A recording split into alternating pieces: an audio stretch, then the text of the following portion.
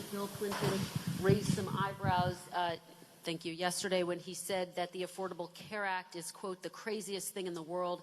He tried to clarify today. Do you wish he had used different words? Can you clarify what he meant, and do you worry it could undercut your argument that you want to build on and expand the Affordable Care Act? No, I don't. Let me, Tim and I have been emailing back and forth because I know how intense it is to prepare for a debate, and I'm really proud of how seriously he's taken that preparation. So we're going to keep emailing. I don't want to interrupt his rhythm by calling. I'll talk to him after it's over.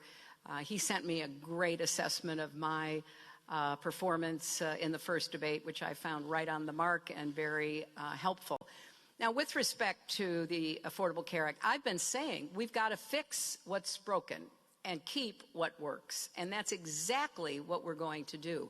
I am committed to making sure that people retain coverage that they can afford, and that is going to require taking on premium cost and deductible cost and prescription drug cost. And, you know, it is challenging to try to make sure that this important step toward providing insurance for every American is fixed and not repealed, which is the Republican position. So it's a little challenging when you've got somebody like Donald Trump talking about doing away with the Affordable Care Act, turning our health insurance system back over to insurance companies, which would not just, and I want to stress this because I'm not sure every one of your readers or viewers really understands.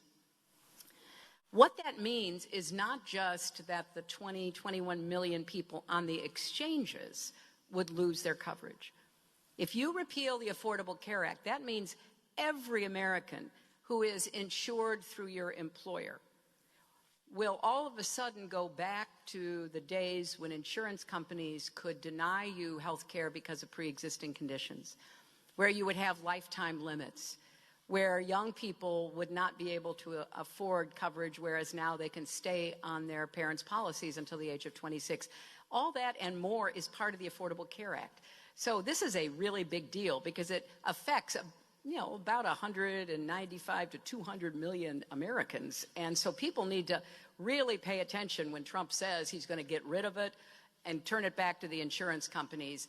And then one of the strangest things he has said, and there's a long litany of those, but one of them is how he wants to let insurance companies sell across state lines. In fact, he told an interview about a year ago, hey, I don't care if China sells us our insurance policies.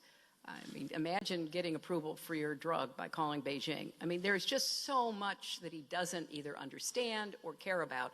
So yeah, we're gonna tackle it. We're going to fix it, and it won't be easy, but it's a heck of a lot better than starting from scratch, which is what, unfortunately, the Republicans want us to do.